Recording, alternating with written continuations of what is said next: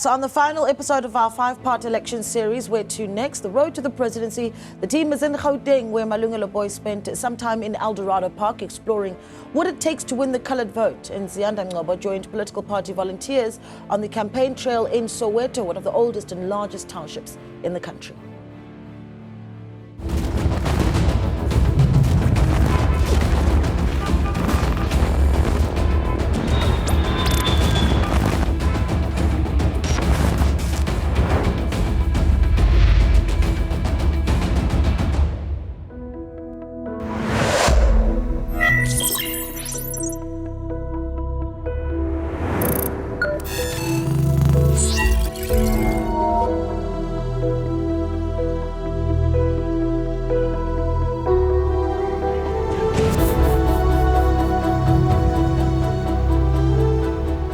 In 1965, under the Group Areas Act, this neighborhood was exclusively proclaimed for colored people only.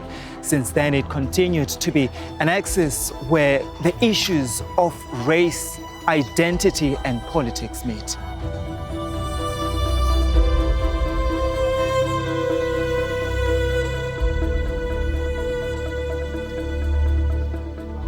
It's in this open green space a grassroots initiative has sprung forth, a canvas of color, pride and self-worth painted by locals. The idea is to inspire young people from Eldorado Park to dream big, but also to understand the importance of self-value. The people on the walls, these are the people that have made huge differences in their lives. I'll give you an example like Shelton Tetchell. He's got the most barbershops around South Africa, and what he does is he takes youth out of the community, he teaches them how to cut hair, and then he puts them into businesses. So that's why he's on the wall. Raymond Anthony, in the apartheid days, won an Olympic jersey. Unfortunately, because of the apartheid, he only received it, I think, a couple of months before he passed on. And he was here in the space. So that's the South African tennis player, Mr. Raymond Anthony. And we have Lisa Laurie, our very Miss South Africa, the first Miss South Africa from Eldorado Park. And that's why she's here. Now, most of the people that's on the wall is basically to show the youth to say that even if you are from Eldorado Park, you can become anything in life. In a nation where 8% are colored, the zestful pride of elders echoes in young people like self-taught artist Leandro Guzman. I'm a colored and I'm very proud to be one. But first, I'm a human and I love humanity. I'm not specific to anything. I'm very open-minded. I'm one who loves people. I love interacting with people. I always learn something new, and that is the way I view the world.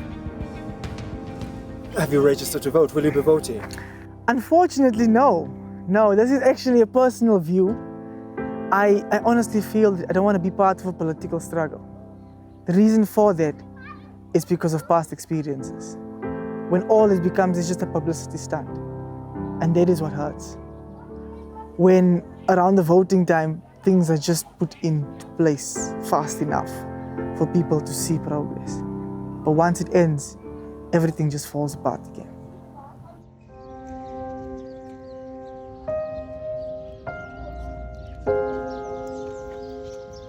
Yet amid this self-awareness, shadow looms. Eldos is one of Gauteng's crime hotspots. In 2013, a group of mothers wrote an open plea to the then President Jacob Zuma, desperate for intervention. Today, residents of Eldos are candid about their disappointment, and it's easy to see why. Just being here, though, at Section 1, there is an uneasy calm.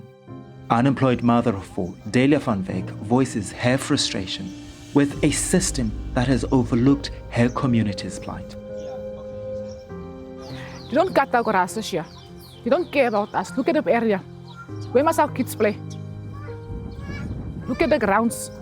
Our kids can't play. Why can't those people come from city parks and cut our grasses and cut all those trees off? Sometimes there's gunshots going off, you don't know who is it. You can't say it's this one, is that one, or assume. There's a lot of things happening in this area, but before you judge the next person's children or condemn, why can't you go and ask my boy, why are you doing this? Stop blaming people's children for things they are not doing. We all are going through challenges in life, but the most important thing in extension 1, unemployment rate is rising. We need job. And how are we gonna get job? We've been, like now, I just came looking for people to get me a job. I've been up and down, even for cleaning job. I get nothing, how must I survive? Does SASSA help? No, it doesn't help. It doesn't even come halfway. Our people are living in rotten flats. The windows outside are falling into each other. We had a situation where the flats lights were off for 1 month and poof, it went on. So when are those people gonna pay attention to us in extension 1? Despite the hardships, Delia's resolve to vote in the upcoming elections remains unshaken. Are you going to vote? Yes, I must. I don't have a choice. I have to. It's a principle. Excited? No, just one of those. Please explain. They're not gonna buy me bread, they're gonna do still nothing for me. After I vote, their life goes on, my life have to stand still again. Nobody do nothing for me. But I have to vote. If I had a choice, I wouldn't have gone. Because nobody does nothing for me. Even if I ask them to buy me a loaf of bread, they're gonna give me a brick, which I've experienced for most of them.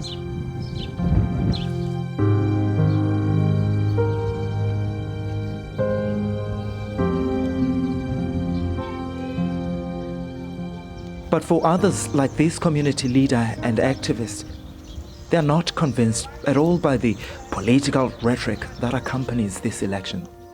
I'll be honest with you now, I'll be blunt with you.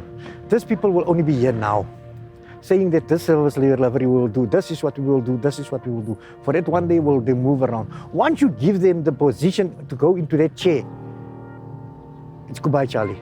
And especially as marginalized people, they're like cockroaches around you. They need your vote. Here we're sitting with a big problem with water and electricity, rates and tax. We're sitting with that. The billing is not 100%. Irregular billing, wrong addresses, wrong meter numbers. Everything is wrong. So we're making it clear and very, very clear to say that we're not going to say that we're going to stand on the streets or whatever it is. You understand? Stay at our properties, in our houses, or take our wives for supper or for lunch or for whatever it is. But don't vote. In fact, he doubts as this community that the election will give them voice and change. Colored is actually part and parcel of the First Nation, the Khoi and the Sand. So we are the First Nation around here. But unfortunately, it doesn't seem like it that we're the First Nations. We have no way that we are part and parcel in Parliament where we can make decisions regarding the marginalized people. Many residents here are proud being who they are, but they admit a lot still needs to be done to uplift this community and many others like it.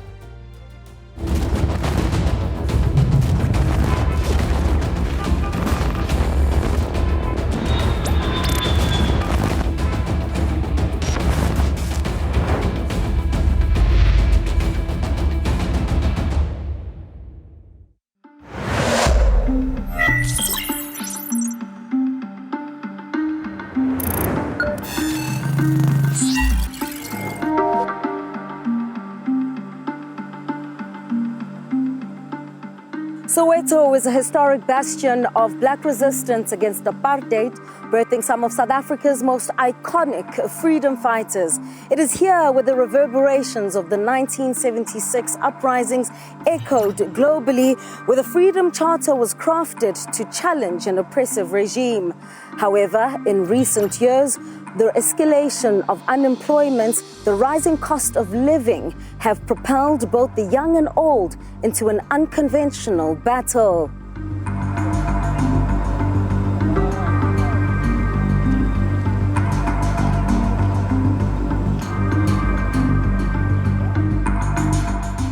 They have survived the darkest of times, yet 30 years after gaining freedom, they continue to yearn for more.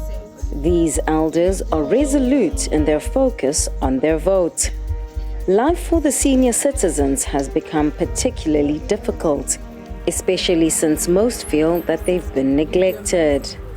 But their challenges require more than divine intervention. The aspirations they have in the upcoming polls are more about those they are likely to leave behind.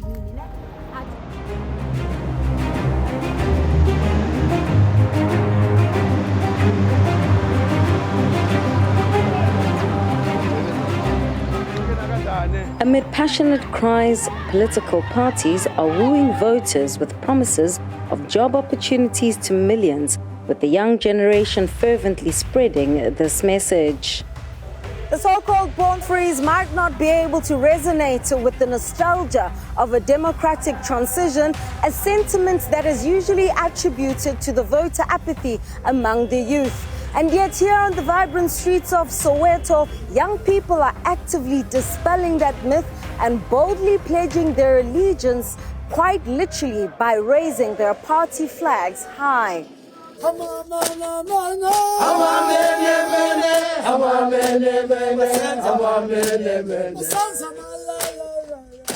All political formations are hedging their bets on the basis of voter turnout, which statistics show are namely the elderly and women. The EFF did face a bit of a decline, in the previous elections because there was newcomers, but also people were still, gullible and bought into the xenophobic sort of campaign slogans that dominated, I think, the election, the local government election of 2021. A cursory glance on social media would have you believe the governing party is repulsed by young people and only the gogos still pin their hopes on the ANC. But the reality on the ground in places like Meadowlands Zone 7 paints a different picture. I have no doubt the people of South Africa have always loved the ANC in their majorities, and they've always returned the ANC to be the government of the country. And even in this case, yes, there is scientific evidence, but there is on-the-ground evidence as well.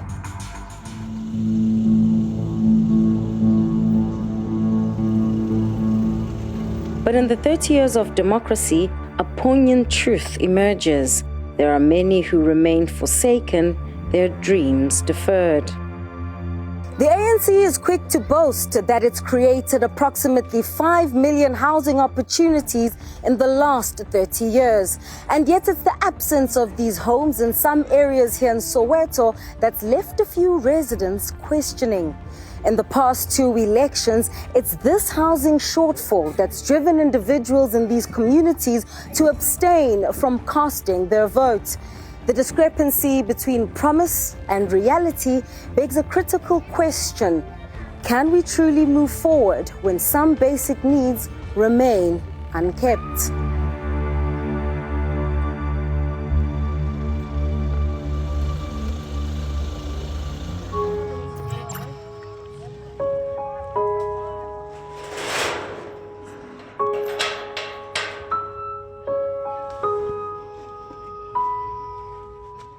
For residents in Block 3 Doornkop, while they have shelter, water and sanitation remain elusive. At Block 3, we are having challenges around my toilet. Sure. So as Action SA again, we have tried to file a memorandum as the city of Joburg. Yeah. To attend at Block 3, my toilet. It's been almost How many people 20 live years. there? How many people live there? Almost 105 people that live there. 105? Yes. Okay. They don't have toilets. Yes, for how long? It's been almost 29 years now. Sure. They don't have a toilet. Since the dawn of democracy, pretty much. Yes. In Tubelisha, Green Village Phase 4, residents have been without electricity for almost 4 months after poor weather conditions burst the nearby transformers. We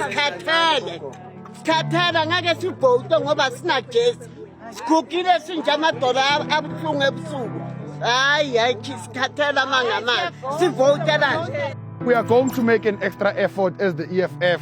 We are here to assure you as EFF in Soweto that even the EFF in Gauteng is aware about this issue, and we are going to do our very best hore le thole motlakase wa lona before the election ho votiwa, but you must vote on the 29th of May. Ugesi wethu siyawufuna.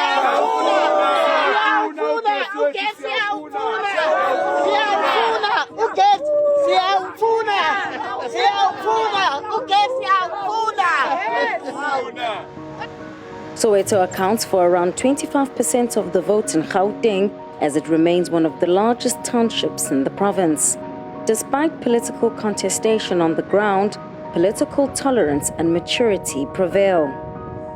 The new kids on the block are also not to be underestimated. I rise! We rise! We rise! Amandla! In the political arena, new contenders exude confidence as they challenge the long-standing dominance of established parties. But it's the party of former ANC President Jacob Zuma, Umkhonto weSizwe, that is of particular concern to some parties. So far, here, the only political party that I think is actually a challenge for me is Umkhonto. This ward was actually Action SA, but since Umkhonto took over, now it's Action SA Umkhonto, Action SA Umkhonto. Oh, really? So they're taking some of your votes? Yes. So they've took some of my votes. I won't lie about that one. They did take it. So that's why I'm trying now, by all means, Monday to Friday, I'm on the ground, trying to make sure that I'm bringing back my people. You understand? But so when you talk to the ones that have left, why do they say they've decided to jump from Action SA to Umkhonto? Some of them, there are reasons I don't actually understand them. I don't want to lie. With campaign posters adorning the streets and dedicated volunteers canvassing the neighborhoods, the fate now lies in the hands of the people of Soweto. It's their decision to choose the path to a brighter future, potentially granting one of these parties an opportunity to lead the most populous and prosperous province in the country.